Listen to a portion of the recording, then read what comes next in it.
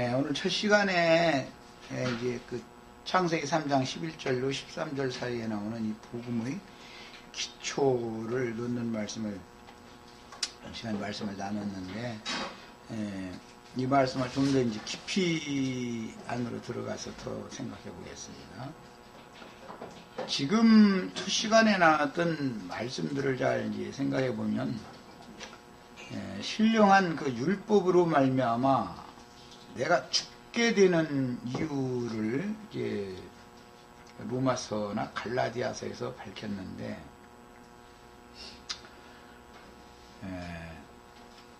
이게 이제 십자가의 도라고 그러죠. 하나님은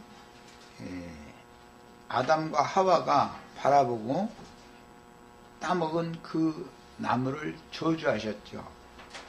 이제 저주받은 나무라는 것은 사실은 아담과 하와의 육체를 상징하는 겁니다. 그래서 오실자의 표상했던 아담에 대한 예언을 실현하기 위하여 예수님이 혈과 죄 있는 육신의 모양으로 세상에 오셔서 예수님의 영혼이 죄의 육체에 매달려 가지고 예수님의 육적 자아가, 육신에 있는 자아가 죽는 거죠. 못 박혀서 이제 그걸 상징하는 거예요. 그래서 이것을 믿음으로 적용할 때는 나도 예수와 함께 십자가에 못 박혀 죽었을 때 그 정과 욕심을 십자가에 못 박았다, 이렇게, 이건 적용이죠. 예수님은 육신의 몸이, 물리적인 육신의 몸이 단번에 죽었지만 그것은 뭘 상징하는 거냐? 저주받은 무화과나무로 상징되는 예수의 육체가 그 속에 있는, 육체 속에 있는 옛사람의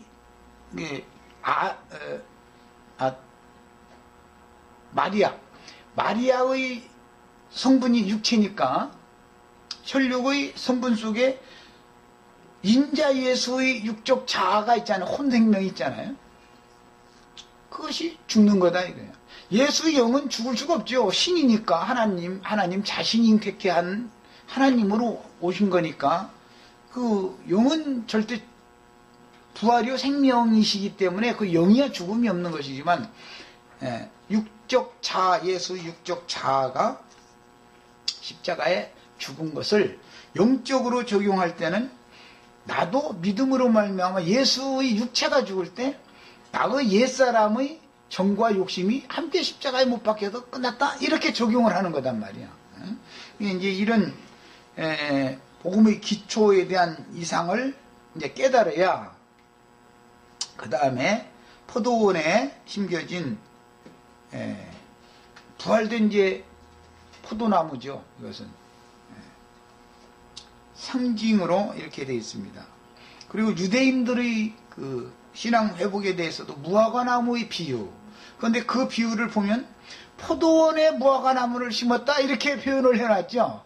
포도원에는 포도를 심었다 해야 맞은데, 표현에는 포도원인데 무화과나무를 심었다라는 건 포도장에 무화과나무가 또 와서 곁들여진다. 원래는 무화과만 산에 심겨져 있던 그 산은 저주를 받잖아요. 그런데 나중에 부활될 때는 포도원에 무화과나무를 옮겨다 딱 심어놔서 거기서 같이 자라게. 자, 이것은 유대인이나 이방인이나 그리스도 예수 안에서 함께 구원을 얻는 것을 상징하는 거예요, 이게. 자, 그래서 앞에 봤던 이 모든 말씀들은 신령한 율법으로 말미암아 내가 죽게 되는 이유, 죽게 된다는 것은 하나님의 생명에서, 그리스도의 은혜에서 끊쳐지게 된 것. 즉 그래가지고 타락한 인간의 육적 자아의 정신 속으로 그걸 따라서 살게 되는 거예요. 이제 육신의 생각을 따라서. 이것이 이제 죽은 자의 행실이고 그 망령된 행실을 하는 거죠. 이제 죽은 자가 하나님의 의와 반대되는 인간의 의와 선을 많이 행하면 범죄를 자꾸 더 하는 거죠. 그게 알고 보면 이게 영적 범죄단 말이에요. 이제 그래서 사람이 본능의 율법으로 선악을 알기 전에는 내 안에 죄가 숨어서 왕노릇하고 있지만 죄의 정체를 모르다가 율법이 이르러 내 속에 살아서 역사하는 죄의 정체를 드러내주면 그때 내가 죄와 결탁되어져 있는 내 탐욕, 각색 정욕이라고 하는 것은 어디서 나오는 거지? 이거 내 속에 이게 웅크리고 있다가 나오네? 이게 이제 깨닫죠? 그러면 내 이 죄와 사망의 몸에서 누가 나를 건져주겠는가? 이제 호소가 나오면 그때가 되어야만 메시아가 온다. 이제 이 얘기를 하는 거예요. 이제 이 말이 깨달아지지 않은 사람은 아직 복음의 기초가 놓아져 있지 않은 사람이죠. 그 다음에 내가 죄인임을 깨닫고 특징이 어릴 때 첫 번째 내가 죄인임을 깨달으면 하나님 앞에 나아가는 것이 두렵죠. 심판이 두려우니까 두렵고 결국 피하여 숨게 함으로 하나님과 사람의 관계를 단절시키게 되는데 이게 마귀가 하는 일이다. 이게. 그리스도는 오셔서 불러내죠. 안심하고 나한테 와라.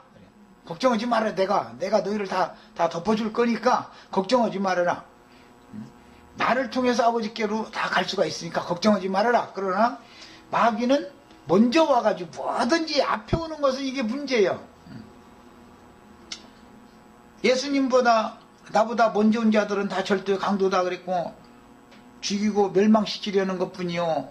인자가 너에게 온 것은 양으로 하여금 생명을 얻되 풍성히 얻게 하려고 왔다. 그러면 언제든지 메시아는 두 번째 뒤에 오고 악한 자가 먼저 언제나 오게 돼 있죠.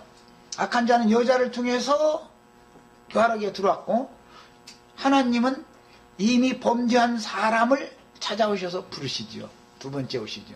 하나님이 오시는 것은 생명을 얻되 풍성히 얻게 해주려고 오시는 것이고 마귀가 온 것은 이 도적이 온 것은 죽이고 멸망시키려고 온 것이다 말이에요. 이것이 창세기 3장의 복음의 기초의 전부가 다 이게. 그래서 그리스도의 은혜가 임해야만 우주를 다스리는 법전인 성경 말씀의 세법, 구원의 말씀, 믿음의 말씀을 듣고 의문의 율법 말씀과 구원의 말씀, 믿음의 말씀은 반대편에 서는 거죠. 이제 언제나 의문의 율법 말씀이 앞에 오고 그 다음에 믿음의 말씀, 구원의 말씀이 뒤에 오는 거죠. 언제나 아담을 찾아와서 네가 어디 있느냐, 네가 먹지 말라는 나무 실과를 네가 먹었느냐 이렇게 한 것은 생명을 주려고 지금 하는 얘기죠. 이거단 말이에요. 뱀이 여자에게 와서 접근해서 말을 시킨 것은 죽이려고 그러는 것이죠. 멸망시키려고 그 영혼을.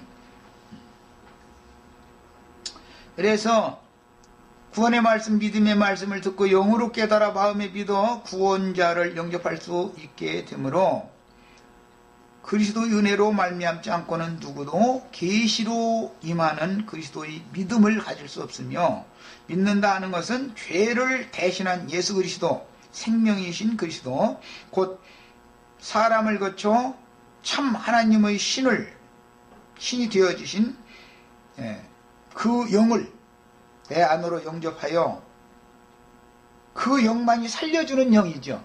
영을. 마귀의 영은 죽이는 영인 것이고 신성한 성품과 살아계신 인격을 내 영과 혼에 받아들여서 신의 성품과 인격으로 나의 성품과 인격이 연합되는 상태를 믿었다. 이렇게 말하죠. 이것을 구원받았다. 이렇게 표현하는 거예요. 이것은 성품과 인격으로 연합하는 걸 말하는 거예요. 복음을 믿음으로 예수와 함께 합하여 그것도 믿음으로 되는 거죠. 정과 욕심을 십자가에 못 박는 것도 믿음으로 하는 거예요. 다. 그래서 믿음의 법이라는 것이 이제 두 번째 와야 된다. 율법 외에 또 한 다른 법이 와야 되는 거다. 율법의 기능은 죄인으로 하여금 죄를 깨닫게 하는 일을 하는 것이며 율법을 통해서 그리스도의 은혜를 간절히 사모하게 하여 메시아께로 인도하는 몽학선생의 일을 하는 것인데 은혜는 죄인된 사람을 돌이켜서 회개하게 하고 용서를 받게 하므로 지난 죄들을 덮어서 담대히 하나님께 나아감으로 하나님과 사람의 단절된 관계를 회복시켜서 사망에서 생명으로 옮겨주는 연결고리의 역할을 해주는 것이죠. 이제 이거 성령의 교통하심이다 이렇게 표현하죠. 그게 그 영이 나의 영과 교통이 회복되어져야 된다. 관계가 단절됐던 사람이 이게 성령의 교통이 회복되어야 되는 거죠. 하나님께서 아담에게 되물으신 창세기 3장 11절의 말씀은 사람에게 율법으로 말미암아 죄가 왕노릇하게 된 경위를 깨닫게 해주는데, 만약 사람이 선악을 아는 지식이 없었다면 죄는 효력이 없을 것이고, 선악을 아는 지식이 없으면 죄가 내 속에 지금 은밀하게 내 혈과 육체 속에 죄가 거하면서 왕노릇하고 있어도 죄를 모르지요. 죄가 어디 밖에 저 사람한테 저게 왜 저러느냐, 그게 죄이냐 이러고 앉았지, 내 혈과 육체 내 속에 죄가 거하고 있다는 것은 모르잖아. 죄가 안 드러나니까. 이게 율법이 하는 일이다 이거예요. 죄를 드러나게, 죄로 심히 죄되게 해가지고 죄의 감추어진 정체를 들춰내주는 거예요. 율법이 하는 일이에요 이게. 그러니까 이제 나는 가끔 마귀라는 놈은 말이야, 제도끼로 제발 찍는 거라고 말이야. 지 자신을 그 율법으로 지 자신을 들춰내는 거잖아요. 이게 깨달아지면은 내가 예수와 함께 십자가에 정과 욕을 못 박은 사실을 믿으면, 믿은 사람 속에서는 마귀가 죄가 그를 만질 수 없다 그러잖아요. 이제는 상관없는 사람이 돼버렸으니까 말이야.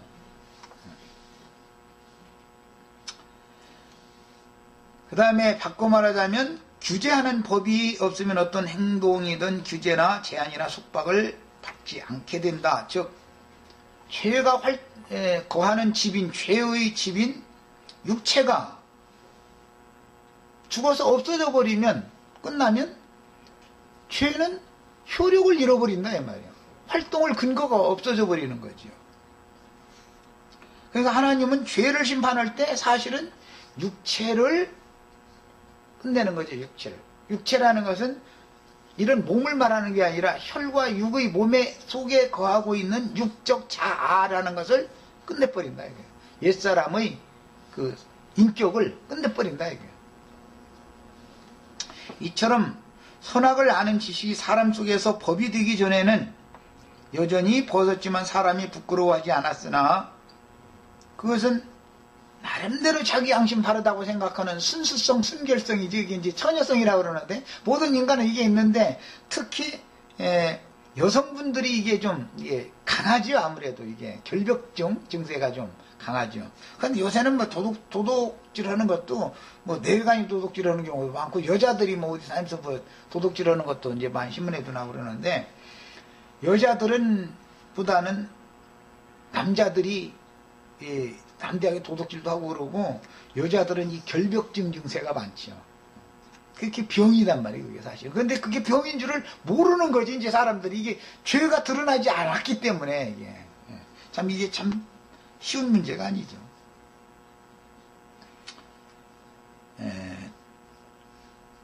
그래서 다른 예를 들자면, 짐승은 천을 만들어서 그 몸을 가리지 않고 노출시킨 채 평생을 살아도 수치를 모르지만, 사람은 전신을 가리거나 적어도 속옷으로 하체만은 가리고 사는 것이, 저 아프리카 사람들도 그러고는 살잖아요. 이런 것은 사람과 짐승의 다른 점을 보여주는 그림자가 표상이 되는 거죠. 그 다음에 아담과 하와가 금령의 나무실과를 먹고 자신과 상대방을 보았을 때, 이제 엊그제 화요일날 말씀 나눈 것처럼, 어제까지도 내내 벗고 살았어. 내관이 다 그냥 사는데, 뭐 아내가 남편 봐도 아무렇지도 않았고, 남편이 아내 봐도 아무렇지도 않았어. 그런데 오늘 보니까는 이게 금령의 나무실과를 먹고 나서 보니까는 이상한 게 자꾸 보이는 거죠. 이제 이것은 뭐냐, 정상적인 눈이 삐뚤어진 눈으로 바꿔졌다, 지금 그 말이죠. 그 모든 사람들이 육체의 행위를 가지고 함부로 판단하는 말을 한다는 것은 사실은 하나님의 관점으로 보는 게 아니라 삐뚤어진 눈으로 지금 보는 거지요. 이것을 알아야 되는데, 외면적으로 볼 때는 내가 삐뚤어진 눈으로 본다고, 난 지금 당신 삐뚤어진 눈으로 봤더니 당신 이렇게 하고 있네, 그거 잘못됐네, 이렇게 말해주는 사람은 하나도 없어. 하나님 중 하나가 돼가지고 자기 잣대 옳은 걸 가지고 그렇게 말해버리고 판단해버리지. 나는 이게 지금 삐뚤어진 눈으로 보는 중이야. 이렇게 말하는 사람은 하나도 없어. 그래서 남편 아내 뭐가 잘못 보이거든. 나 왜 이렇게 눈이 삐뚤어진 눈으로부터 보이지? 이렇게 얘기하셔. 그게 삐뚤어진 눈이야. 정상적인 부부라면 그게 이상하게 보이면 안 되는 거죠.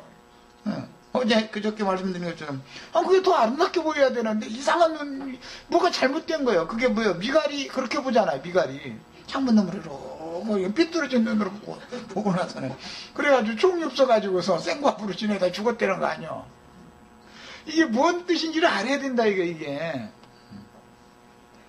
야, 누구든지 자신을 의롭다고 여기거나 영적으로 건강한 자라고 여기는 사람은 절대로 하나님의 은혜의 구원을 받을 수가 없으니 장세기에 서술적으로 기술되는 본문 말씀은 하나님의 의와 사람의 의를 분명하고 명확하게 구분시켜 보여주는데, 하나님의 받아들인 유대인들은 자신들의 의를 가지고 아버지 앞에 나가려고 애를 썼고 수고했지만 그 마다들도 들판에서 종일 이러잖아요. 그 왜 그래? 아담의 저주를 받아가지고 이마에서 땀 흘려서 수고해서 가서 일을 해야 되니까 들판에 가서 그 일을 한 거거든. 그런데 둘째 아들 놈은 일은 그냥 가서 아버지 재산 갖다 다 날려먹고서 빈털터리로 돌았는데 또 그놈을 위해서는 소 잡아가지고 잔치를 한다네. 또 그러니 얼마나 열불 터지겠어 이게. 말하자면 주님의 그 비유 말씀은 참 너무 놀랍죠. 그런 걸 보면 이것은 뭐냐, 사람이 구원을 얻는 것은 오직 그리스도의 은혜로 되는 거지 인간의 어떠함을 하나님 그것은 옳다 그르다라고 판단하지 않는다는, 그것은 볼 필요도 없다 이 말이에요. 왜? 죄가 그 속에 거하고 있기 때문에 근본적으로 죄가 쫓겨나간 상태에서 그리스도가 들어와 있는 새 사람, 그 사람이 행한 것은 맨날 그러라는 건 아니고, 어릴 때는 넘어지는 것도 이뻐, 똥 싸는 것도 이뻐. 근데 어른 돼가지고 똥 싸면 안 되죠. 어른 돼가지고 넘어지면 안 되고. 그냥 어릴 때는 그냥 똥 싸도 이쁘다고요. 오줌 싸도 이쁘다고 그냥. 이게 하나님의 생명률이다 이거예요. 이게. 그래서 인간의 수고를 통해서 하나님의 영광에 이른 자는 하나도 없었다라는 것을 신약성경에서는 이제 증거를 합니다. 이 문제는 바리새인과 세리의 기도에서, 그리고 맏아들과 둘째 아들의 비유에서 여실히 드러나는데, 정죄하는 말씀인 의문의 율법을 살리는 말씀인 생명의 성령의 법으로 완전케 하신 주님의 은혜로 말미암는 구원의 길을 제시하는 복음의 기초가 되는 것이고, 이게 십자가의 도다 이제 이렇게 말하죠. 즉 그래서 금용의 나무를 먹은 사람이 어떻게 구원을 받는가? 그 나무에 못 박혀 죽어버리고 새로 위로부터 재창조된 사람으로 말미암아 사는 것이 복음이다 이 말이에요. 그래서 죄인들은 자신을 숨기거나 인간의 선행과 의로운 행실로 하나님께 나가려고 땀을 내면 주 예수의 은혜에서 끊어질 수밖에 없으며, 구속받고 거듭난 후에 교회 안에서 주의 은혜에 의지하여 믿음으로 나갈 때만 구원의 길이 열린다는 것을 보여줍니다. 그래서 에스겔 44장 거기 보면 새성전에서 제사드리는 제사장들은 내 앞에서 너희는 땀을 보이지 말지니라 그런 거예요. 땀 내지 말라. 아담 보고는 땀 내라고 해놨는데 또 이제 선지자들은 가서 내 앞에서는 땀 보이지 말라 이제 그래요. 무엇 때문에 땀을 내요?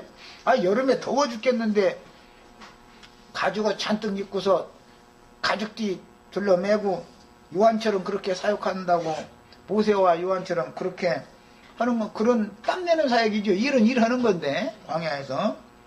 그런데 그런 방식으로는 하나님 앞에 연락되지 않는다. 그 제사가 제사장이 제사지만 그 제사는 연락되지 않는다 이 말이죠. 이게 복음을 깨닫는다는 게 참 신기합니다. 그래서 성경은 이렇게 금령과를 먹고 하수를 마시는 문제와 생명과를 먹고 원천의 생수를 마시는 문제를 대비할 때, 실제로는 성경을 통해서 영혼을 정죄하고 죽이는 마귀의 성품과 정신을 받거나 구원자이신 예수를 먹고 마심으로 죄와 사망의 법에서 자유를 얻고 살려주는 영, 그 영으로 말미암아 영생을 얻게 되어 그리스도의 정신세계로 옮겨지는 것이 사망에서 생명으로 옮겨지는 것이죠. 첫 아담의 정신세계를 가지고 사는 사람은 그게 나쁘게 사는 게 아니고 처녀성, 타고난 그 양심, 이것을 지키려고 하는 순수성, 순결성, 이것을 사람들마다 지키려고 하고 자기는 선하고 옳은 것을 하려고 그러는데 그런 생각을 하고 그런 짓을 한 가지 하면 법을 더 범하는 거다 이 말이에요. 그것이 아무것도 아니라는 걸 알고서 딱 버려버려야 되는 거죠.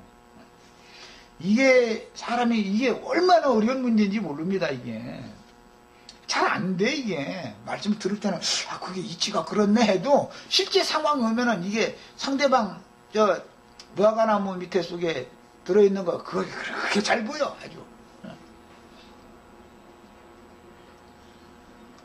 자, 로마서 3장 21절로 22절에 이제는 율법 외에 하나님의 한 의가 나타났으니, 이제 하나님의 의를 말하는, 지금부터는 타고난 인간의 의를 말하는 게 아니고 율법과 선지자들에게 증거를 받은 것이라. 곧 예수 그리스도를 믿음으로 말미암아 모든 자에게 미치는 하나님의 의인이 차별이 없느니라. 믿는 모든 자에게는 이 의가 적용되는 거죠. 이제 로마서 8장 4절에 육신을 쫓지 않고 그 영을 쫓아 행하는 우리에게 율법의 요구를 이루어지게 하려 하십니다. 그랬으니까 육신을 쫓는다라는 것은 사실은 양심껏 사는 걸 말하는 것이죠. 그런데 그 영을 쫓아 행해야 되는 것이지, 인간이 타고난 순수성 그걸 지키려고, 처녀성을 지키려고 양심껏 살려고 노력하면 할수록 하나님 앞에는 악인으로 드러나는 거다라는 거죠. 또 자기 자신을 지키려고 하면 하나님이 넘어질 수밖에 없는 환경 속에 밀어넣어 버리죠. 자긍하고 교만하면 즉시로 딱 넘어지게 만들죠. 로마서 8장 13절로 14절에 너희가 육신대로 살면 반드시 죽을 것이로되 영으로서 몽의 행실을 죽이면 살리니 무릇 하나님의 영으로 인도함을 받는 그들은 곧 하나님의 아들이라 그랬습니다.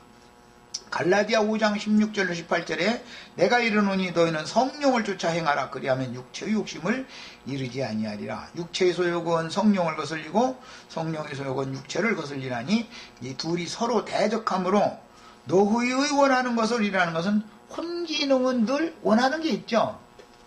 그것이 사실은 죄를 바라고 죄를 향하는 속성에 따른 건데, 즉 육체의 욕심을 자꾸 이루고자 하는 이제 탐욕이죠. 너희가 만일 성령의 인도하시는 바 같으면 율법 아래 있지 아니하리라. 이제는 이제 살려주는 법에 대한 말씀을 읽겠습니다.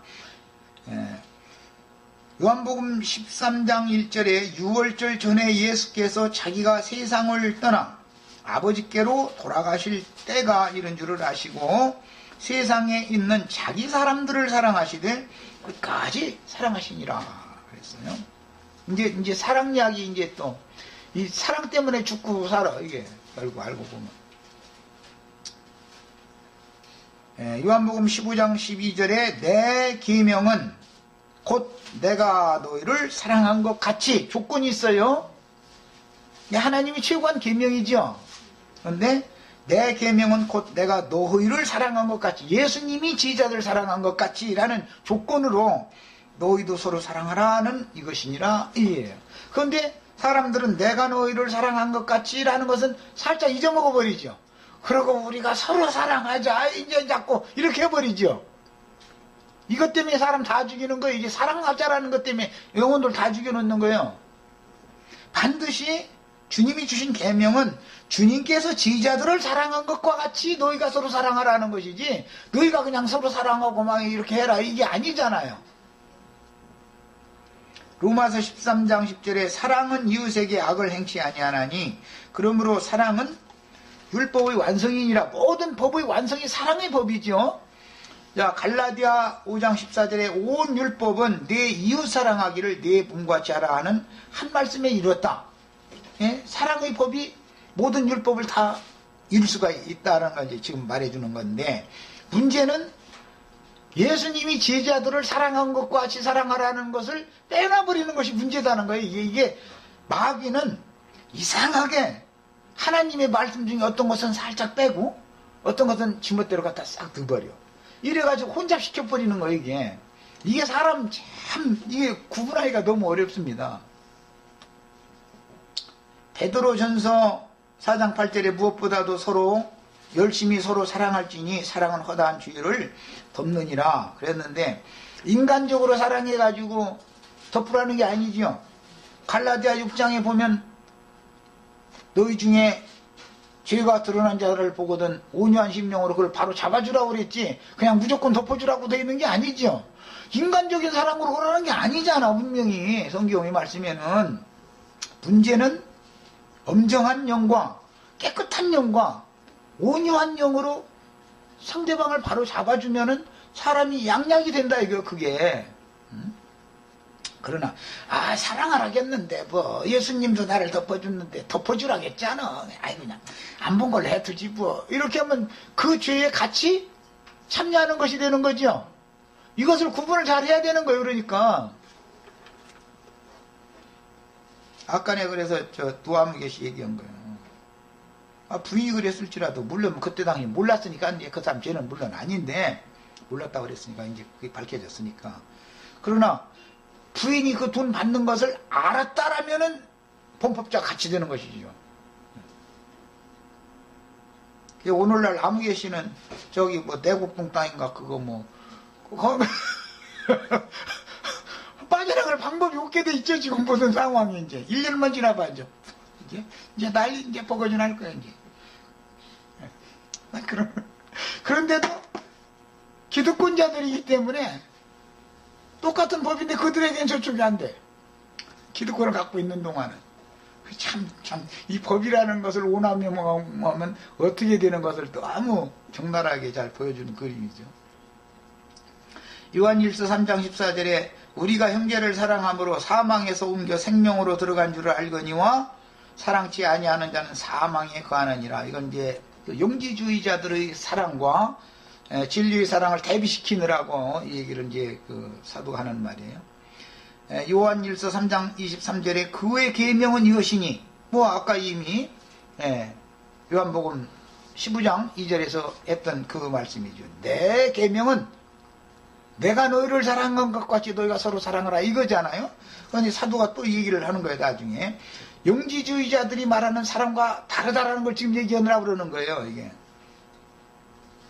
그의 계명은 이것이니 곧 그 아들 예수 그리스도 이름을 믿고 그가 우리에게 주신 계명대로 서로 사랑할 것임이니라. 그런데 여기에다가도 사실은 그가 제자들을, 세상에 있는 자기 사람들을 사랑한 것과 같이 사랑하라 이 말이에요.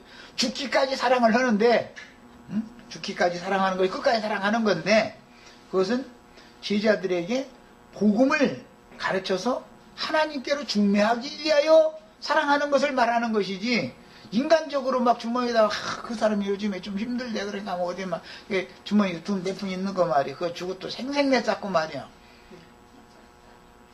내색이 않고 그냥 주고 그냥 모른 척하고 그냥 얼마든지 좋은 방법으로 줄 수도 있잖아. 깨끗한 용어로만 준다면. 그러면 그게 무슨 뭐 문제가 되겠어요. 하나님 앞에 그게 상이 되겠지. 그런데 이걸 가지고 자기 자랑을 삼으려고 하면 않는 게 낫다. 난 그런 그럴 바면 하지 말아라. 나 자꾸 그러는 거예요. 이제 자꾸 이렇게 얘기하면 신림동 그 교회는 헌금 안 내도 된다는 데라고 이제 몇 년 전 이제 그래가지고 나 헌금 내지 말라고 한 적은 없는데 주님 앞에 상으로 받으라 깨끗하게 해라 해도 난 그걸 말하는 거지. 내가 언제 내지 말라고 했어 언제.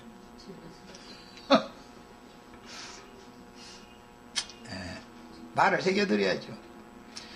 우리는 흔히 주님이 제자들에게 명령하신 최고한 율법인 사랑의 계명을 오해하는 경우가 많은데, 그것은 주님께서 제자들을 사랑한 것과 같이 너희가 서로 사랑하라 라고 명하신 하나님의 계명을 사람의 계명으로 변질시켜서 가르치는 경우로서 인간적인 사랑을 하라는 뜻으로 이해하고 가르치는 사람 자신이 그렇게 알고 있는 거예요. 그리고 계속 서로 사랑하자고 설교를 하면은 이게 사람들이 사랑 때문에 망해버려. 사랑 때문에. 이게 비밀입니다. 마귀가 얼마나 간주한지를 알아야 돼요, 우리는. 그래서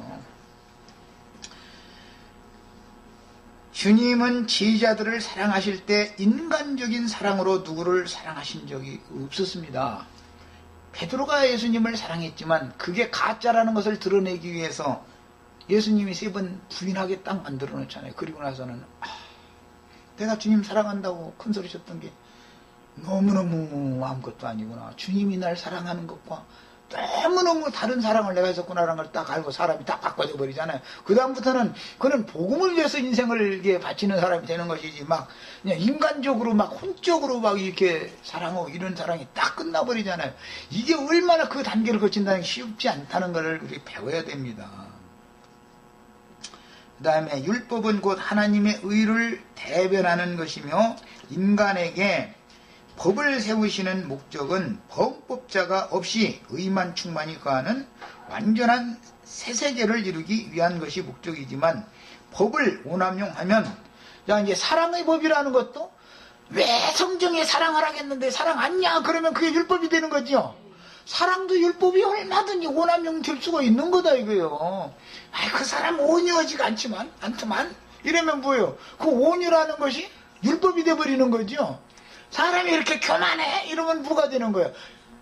겸손이라는 것이 오히려 율법이 돼버리죠. 법을 이렇게 오남용을 하는 경우가 너무 흔타 이거예요. 이걸 잘 알아야 된다 이 말이에요. 그리스도 안에서 온유도 해야 되는 거고 그리스도 안에서 겸손도 해야 되는 거고 뭐든지 그리스도의 진리의 사랑으로 그리스도의 사랑으로 이렇게 해야 되는 것이지 그 사람이 온유하지 않더라고 이렇게 해가 되는 게 아니야.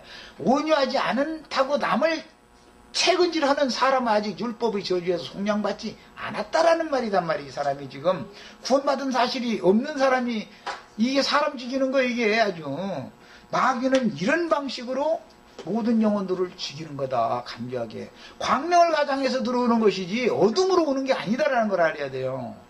그래서 하나님의 말씀을 오남용해서 법을 오남용해서 사용하면 죽이는 법이 되는 거다. 그런 죽이는 법일 바에면 폐기해버려야죠. 우리나라 주민등록법 폐기해버려야 돼. 에? 내가 뭐 땅 투기할 일이 좀 있어가지고 뭐 살지도 않는데 저기 어디다가 말이요. 예를 들어서 요즘엔 뭐 저 서산인가 어디 가가지고 그거 뭐 그거 들판에가 그거 저 박스라고 그러죠. 그거 컨테이너 박스 하나가 있어.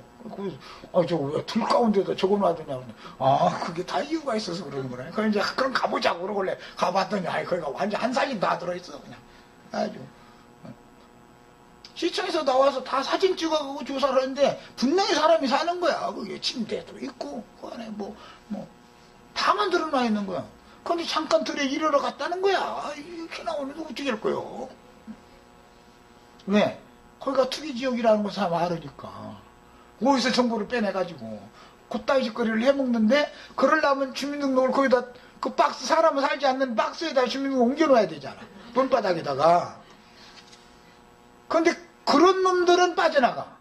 그냥 나 같은 사람이 뭣도 모르고 그것도 너무 판단해가지고 했다가는 나는 뭐 늑달같이 잡아다가 가버리는 거죠. 그래서 도둑놈도 할 줄 아는 놈이라는 거지. 나 같은 놈 하도 못하지 그러니까. 이렇게 법을 오남용하면 안 된다. 그런 법은 없애는 게 낫다는 거예요. 그래서 예수님이 십자가에서 못 박혀 죽으심으로 율법 증서를 찢었다. 폐했다. 그런 거예요. 그래서 필요 없는 법이다. 이것은 다 죽이는 것이 목적이 아니다. 법이라는 것은 영혼들을 살리는 게 목적이지 죽이려는 목적이 아니었는데 마귀가 하나님의 의의 말씀, 선한 말씀을 가지고 오남용을 해먹었다 이거. 그러니까 그거는 폐버린다 이거예요. 예수님은 이 땅에 왜 오신 거예요? 율법을 폐하러 온 거다 말이에요. 그 대신 그 영이 왜 오신 거예요? 믿음을 계시로 너희에서 믿음의 법을 새로 세우러 오신 거예요. 이런 것을 알아야 돼. 그래서 다시 말씀드리지만 사랑, 겸손, 온유, 인내, 의, 거룩, 자비 이런 용어가 그게 다 하나님이 말씀에 나오는 법이에요. 성령의 9가지 열매 해가면서 막 해대고 주소 생기고 그러면 나는 눈 딱 감아버려. 했으면 나는 그건 맘뿐이지. 나도 다 그거 하고 싶은데 내 육체 속에는 죄가 구하고 있어서 그거 내 맘대로 안 된다. 나는 이것만 고백해 주님. 나도 저분이 그렇게 자신 있는 것처럼 나도 좀 이렇게 좀 잘 행할 수 있게 좀 주님이 좀 행해 주세요. 난 이러지. 성령의 아홉가지 열매를 맺어야지 그러느냐고 막. 그것이 율법이죠. 신약도 율법으로 얼마든지 오남용되는 거다. 이걸 알아야 된다 이 말이야. 무엇이든지 하나님의 말씀을 오남용하면 죽이는 법이 되는 거다. 구약 말씀만 그러는 게 아니다는 걸 알아야 되겠습니다.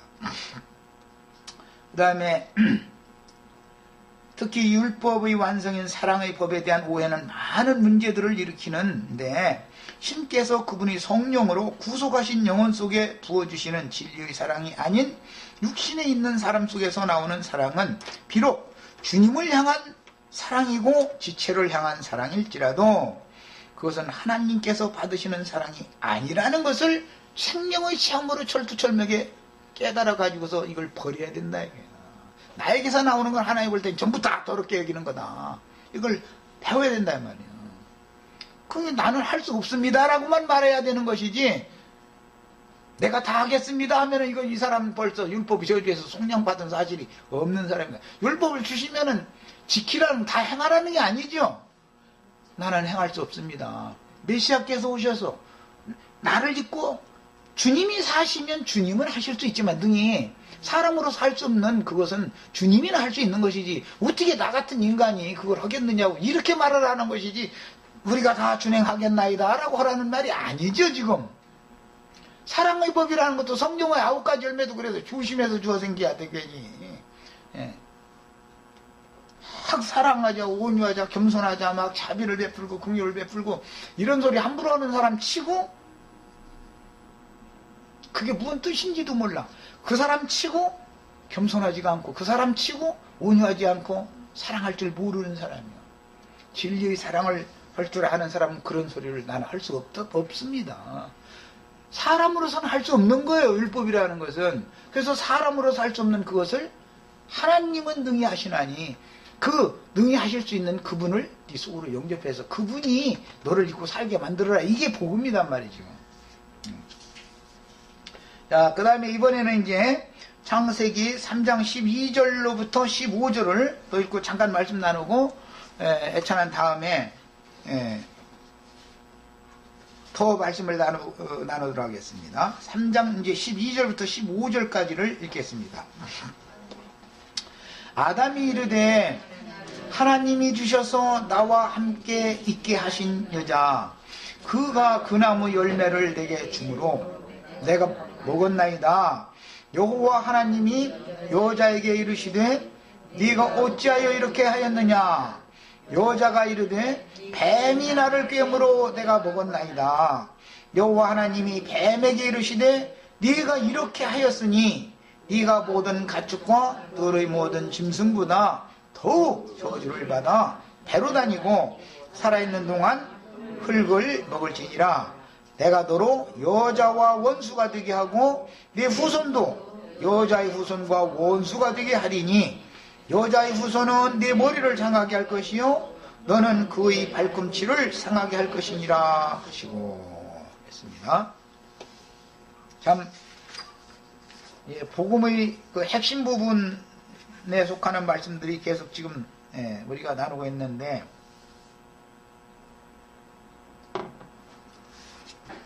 아까 잠깐 소개해드린 것처럼 마귀가 불쌍한 양무리들에게 오는 목적은 그 영혼들을 도적질하고 자기 것을 삼아서 멸망시키려고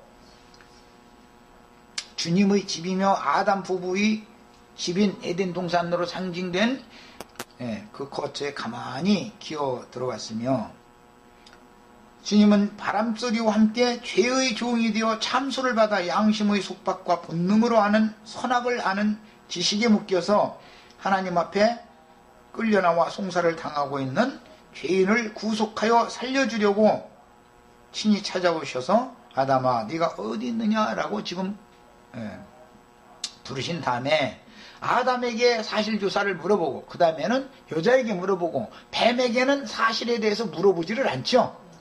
그냥 즉시 심판 말씀이 딱 선고가 되죠. 아담과 하와가 범죄를 저질렀지만 아담과 하와를 심판하는 말씀하는 게 아니라 뱀에게 모든 심판을 딱 돌려버리는 거예요. 사람은 이제 놔둔다 이 말은 이것 보고 간과 덮어준다 그러고 이제 짐승 가죽으로 이제 뭐 옷을 해서 입혀주는 거 상징이 됐습니다. 마귀는 영혼을 도적질하여 자기 것을 삼고 멸망시키려고 여자를 통해서 은밀하게 들어왔죠. 디모데에서에 보면 악한 자의 나타나는 모양은 어떻게 하냐면 죄를 중히 지고 있는 여자 남의 집에 가만히 들어가지고 그 여자를 미혹해가지고 평생을 가르친다는 거예요. 그래도 그 여자는 마침내 진리의 지식에 이르지 못한다는 거예요. 이게 마귀도 사람을 붙들고 평생 가르치는 거죠. 참 놀랍습니다. 이게 참.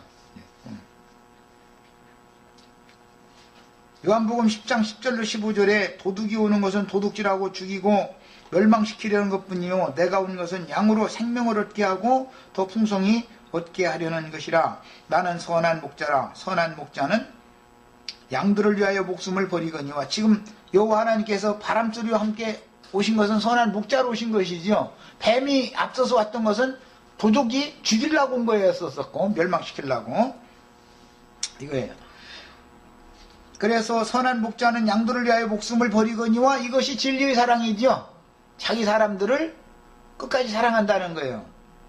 싹구는 목자가 아니요 양도 제 양이 아니라 이리가 오는 것을 보면 양을 버리고 달아나나니 이리가 양을 물어가고 또 해치느니라. 달아나는 것은 그가 싹꾼인 까닭에 양을 돌보지 아니함이나 나는 선한 목자라.